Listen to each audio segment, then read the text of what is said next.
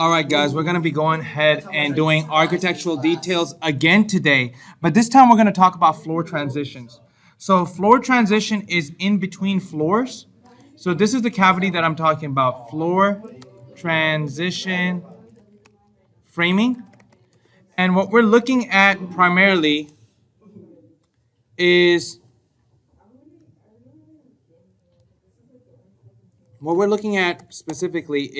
right after the double top stud, what are we looking at when it comes to floor joists and girders? Now, what girders are primary beam that pretty much support the joist from spanning from one end to the other.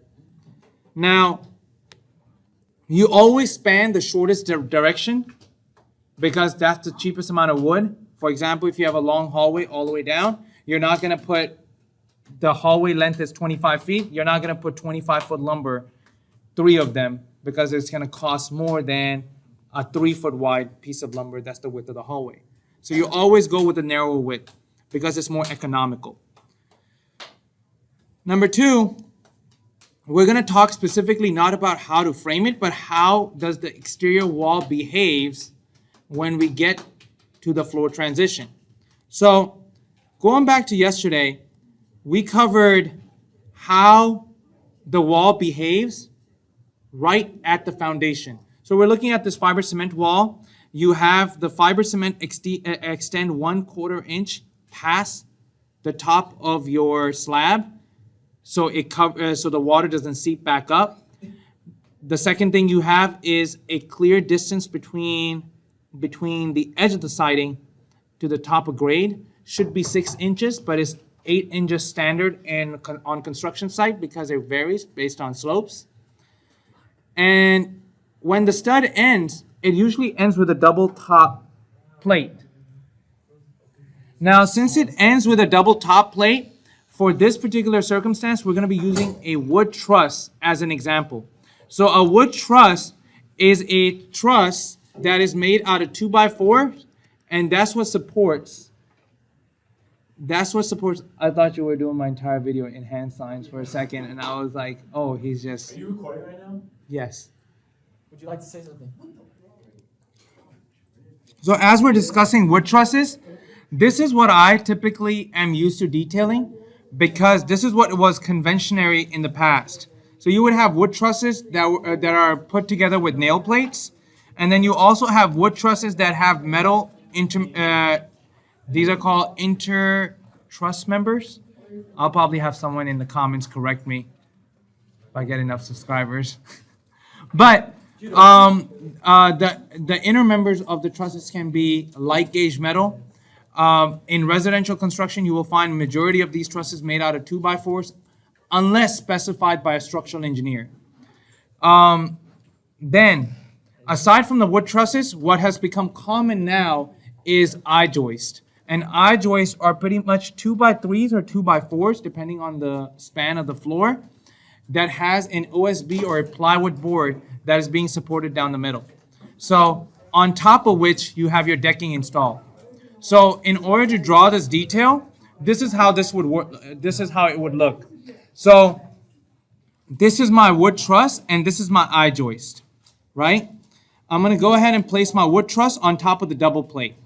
So if you have remember how wall framing worked?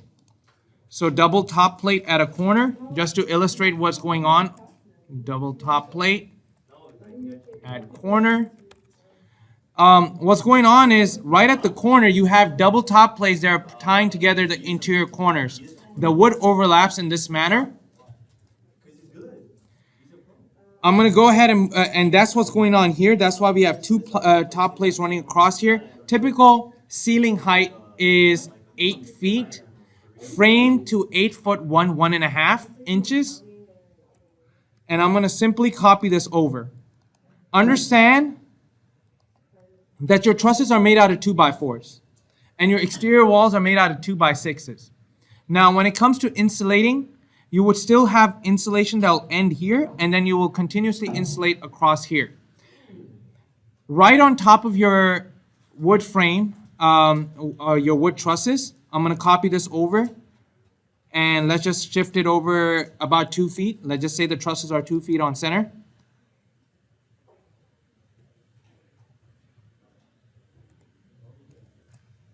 So that's where my trusses are. They're running towards me. I'm going to go ahead and offset down 1/2 inch. This is your gypsum board that goes on top.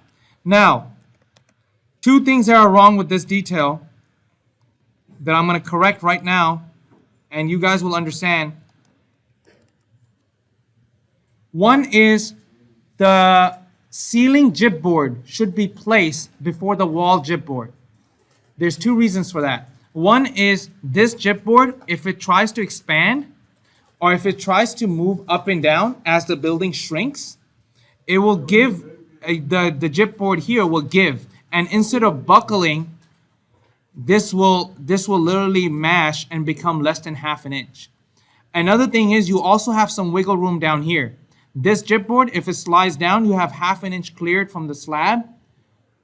Then you do not have compression here.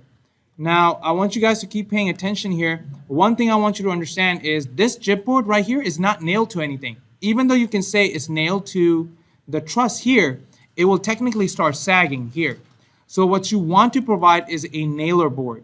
A nailer board is simply a 2x4 that is placed on the side like so, and it doesn't have to be continuous. And this is where something that you nail into and is connected to the 2x6. This is just detailing framing for just a floor transition. Now, right above your wood trusses or wood joists, I-joist, you're going to have 23 and 23 over 32nd inch decking, which is also 3/4 inch, right? Nominal. So actual size is going to be 23 over 30 seconds. So 23 over 30 seconds of an inch, and I'm just drawing it to absolute accuracy here. So this is how your deck will lay on top. Now, the next thing you're going to have is your Soleplate, and I'm simply going to copy one of the studs here and place it on top. Notice how your sheathing is continuous all the way from the bottom to the top. Now, if I was to copy this over, which is not wrong, if I was to copy the baseboard and the gypsum board wall over the top, you would have a similar situation to what's going on the bottom, but that's the baseboard. Now, this is where it varies. Your baseboard doesn't necessarily have to sit right on this floor. You can also pour a 1/2 inch, 1.5 inch gypsum crete, and this is what it looks like on the second floor. If you are in an apartment complex, it is very, very common in a multifamily that you have gypsum crete.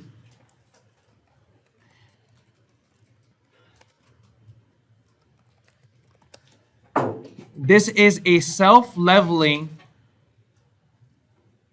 1.5 inch thick layer of what looks like concrete, but is a composite of gypsum board and cementatious product. So this is what it looks like, and you can pour that right on top of the decking. It'll be self-level because it's it has a lot of viscosity. It is high flow.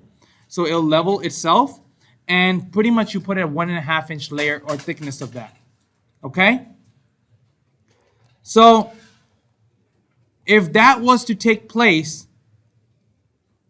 then this base stud would sit about 1.5 inches higher.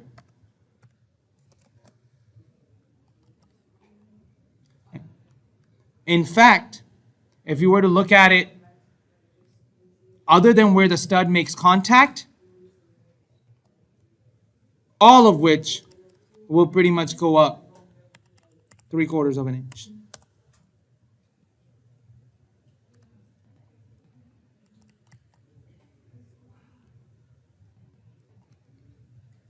Sorry, 1.5 inch.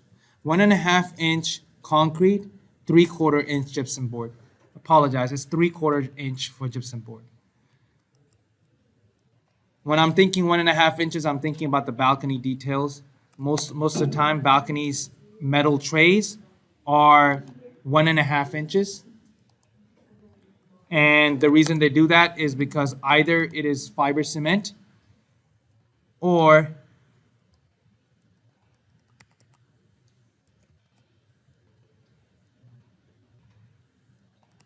so this is what you're looking at. So that's your 1.5 inch gypcrete. Now, if you were to look at it from a tile point of view, you would have a similar situation. You would have your plywood decking. Then you would put, anytime you are on the second floor, you have to put a 1/2 inch layer of cement board down, and then your tiles are about 1/4 inch. So you have about 3/4 inch of lift from the floor just for putting tiles down if you were to do it on the second floor. Now, if you try to lay your tiles down directly on top of that plywood, you will have your tiles either pop off or break because wood moves. So you want to use a cement board.